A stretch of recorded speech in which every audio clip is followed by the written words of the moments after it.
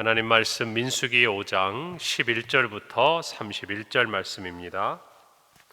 구약 성경 202페이지 민수기 5장 11절부터 31절 말씀, 제가 봉독하고 마지막 절 합독하겠습니다. 여호와께서 모세에게 말씀하여 이르시되 이스라엘 자손에게 말하여 그들에게 이르라.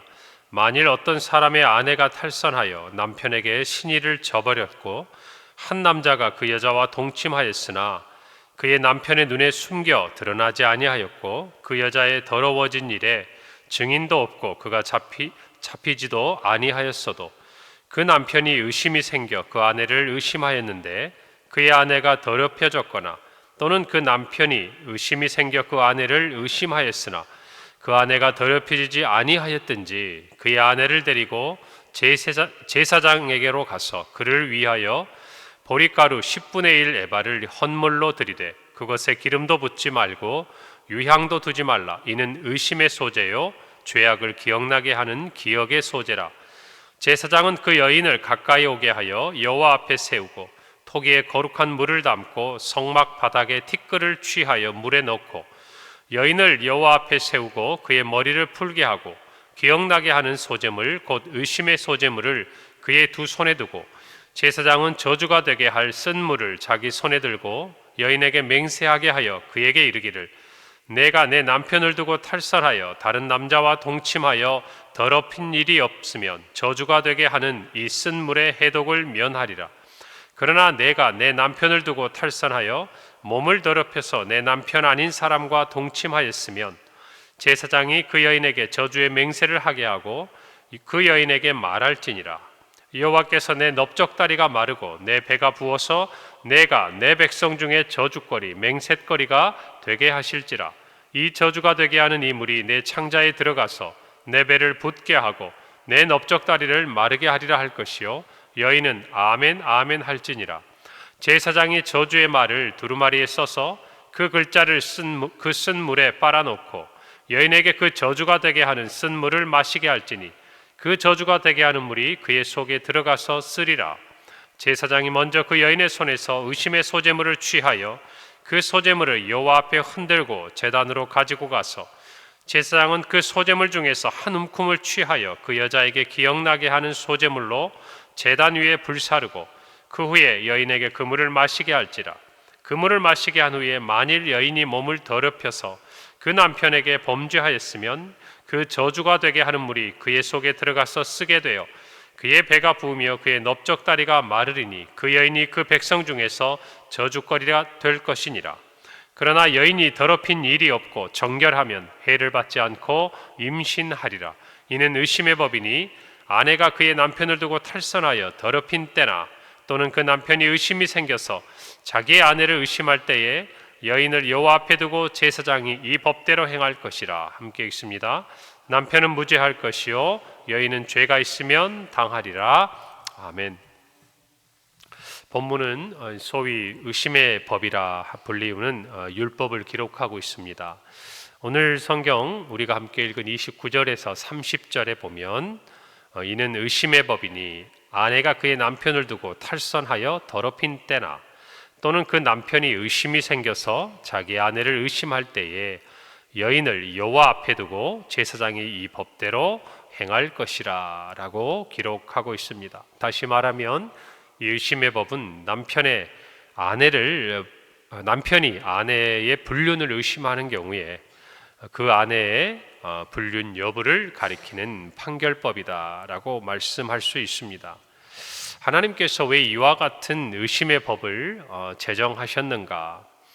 여러분, 이 부분을 보면 이것은 단순히 부정을 저지른 아내를 벌하기 위한 목적뿐만 아니라 더 나아가서 여인의 입장에서 보자면 이와 같이 자신의 순결을 의심받는 경우에 그녀가 겪고 또 당해야 될 그런 어려움과 또 억울함 또 그 무고함을 하나님께서 풀어주시기 위해서 그로 말미암아서 특별히 가정 안에서 부부간에 서로 간의 신뢰와 또 사회 공동체 안에 있어서의 그 여인을 보호하기 위해서라는 이 두 가지 측면을 함께 가지고 있습니다. 왜 하나님께서는 이와 같은 법들을 만드셨는가? 여러분, 사실 우리가 볼 때는 아내가 남편이 의심하는 것만으로도 이와 같은 제사장 앞에 나가서 또 하나님이 정하신 이 법도들을 행해야 한다라는 것을 오늘날의 관점에서 보자면 선뜻 이해가 되지 않지요. 그러나 여러분, 그 당시의 문화를 좀 생각해 보셔야 돼요. 그 당시의 여성들은 남성에 비해서 상당히 불평등한 대우를 받고 있었어요. 사회적인 여건뿐만 아니라 또 그 당시에 가정 안에서 이 여성으로서 받아야 되는 어떤 대우들이 사실은 그렇게 오늘날 생각하는 것처럼 이렇게 평등하거나 또는 배려를 받는 그런 상황이 아니었던 것이죠. 여러분, 아마 여기에 연세가 있으신 분들은 여러분이 어렸을 때에 어머님과 아버님의 어떤 사시는 삶의 모습을 생각해 보고 오늘날 여러분의 자녀들이 살고 있는 모습을 생각해 보면 참 우리나라도 많은 것이 변했다라는 생각이 드실 겁니다. 사실 우리 대한민국도 예전에 신분사회가 있었죠. 신분사회. 그런 어떤 제도를 통해서 양반과 또 그러지 못한 사람들로 나누어져서 얼마나 이 나라도 정말 예전에 그런 힘들고 어려운 그런 상황들에 놓여 있었던 때가 많습니까? 물론 그 시기에 여러 가지 문화도 꽃을 피우기는 했지만 그러나 오늘날 이렇게 대한민국이 발전하게 된 데는 예수 그리스도를 믿고 정말 이 나라가 정말 성경의 그 가르침과 또 예수님의 그 가르침을 따라서 정말 남녀가 서로 하나가 되고 또 서로 배려하고 또 아끼고 또 사랑하는 이런 부분들이 점점 성경의 모습을 닮아가면서 이 나라가 이와 같이 정말 하나님의 은혜를 입게 된 것들을 저와 여러분은 생각해야 돼요.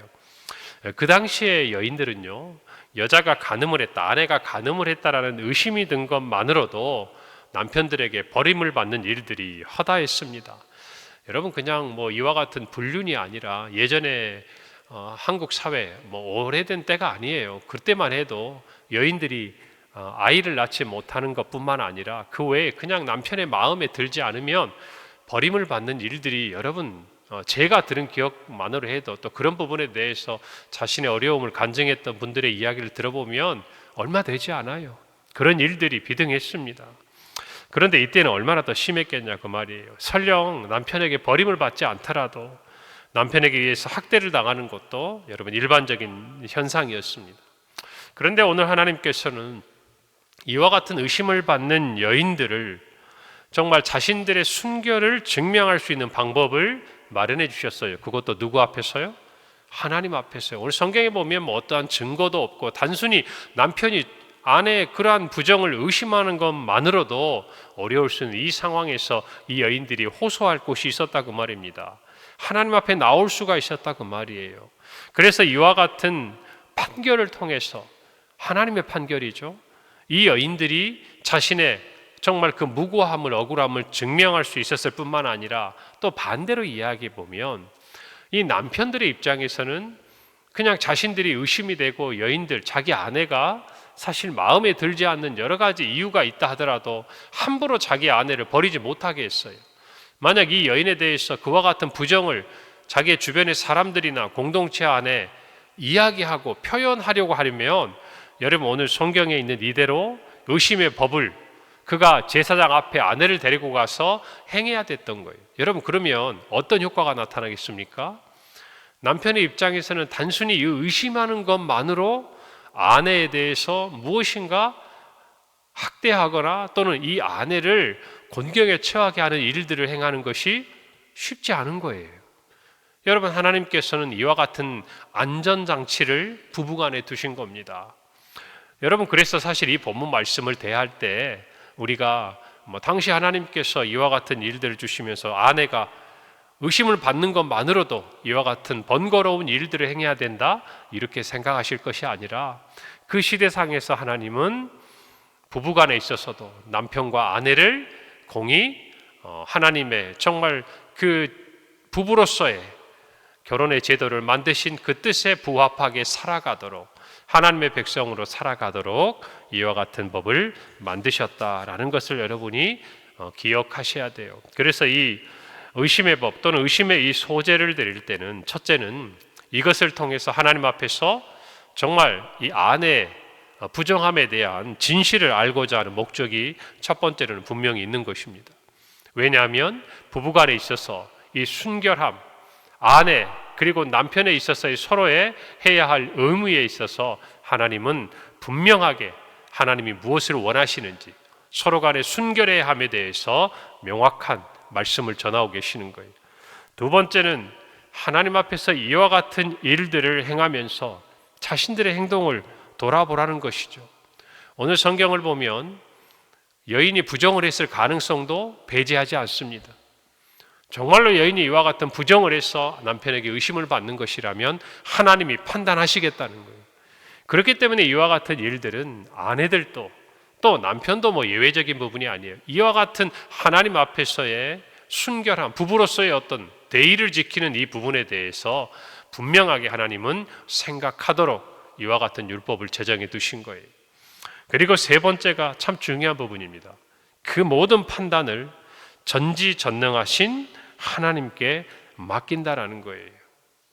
여러분, 오늘 성경에 보면요, 남편은 아내를 데리고 가서 제사장 앞에서 의심의 소재를 드립니다. 그 과정에서 여인은 제사장에 의해서 저주가 되게 하는 쓴 물을 마십니다.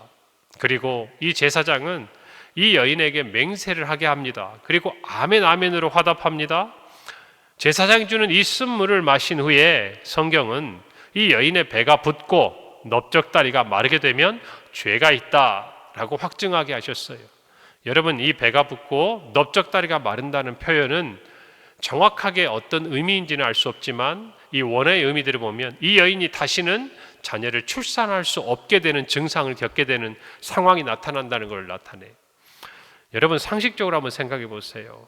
특별한 독을 탄 것도 아닌 이 쓴 물을 마셨다고 그래서 여러분, 여인에게 이와 같은 현상이 일어난다?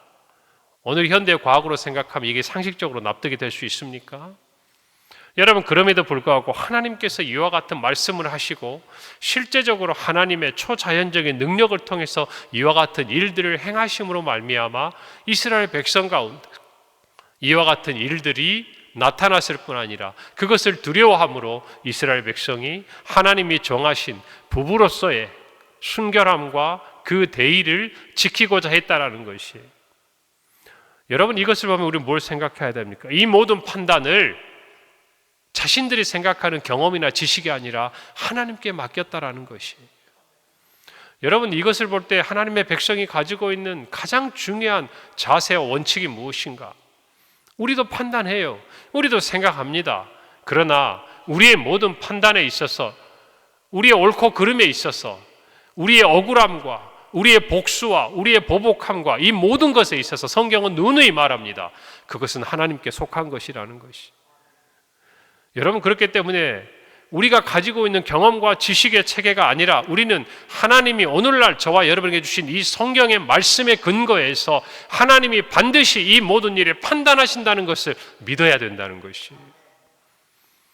여러분, 그래서 저와 여러분이 이 믿음을 가지고 이 세상 가운데서 때로는 고초를 당하고 억울한 일을 당하고, 여러분 성경에도 보세요. 복수하는 것 누구에게 속했다고 말씀하십니까? 하나님이 자신에게 속했다고 이야기해요. 내가 갚을 것이라고 말씀하셨어요. 그렇기 때문에 우리는 주를 위하여 또는 믿음을 지키고 살다가 억울한 일을 당하고 정말 고난을 겪고 힘든 일을 겪어도 단 한 가지의 고백이 저와 여러분에게 필요해요. 하나님이 아신다는 거예요.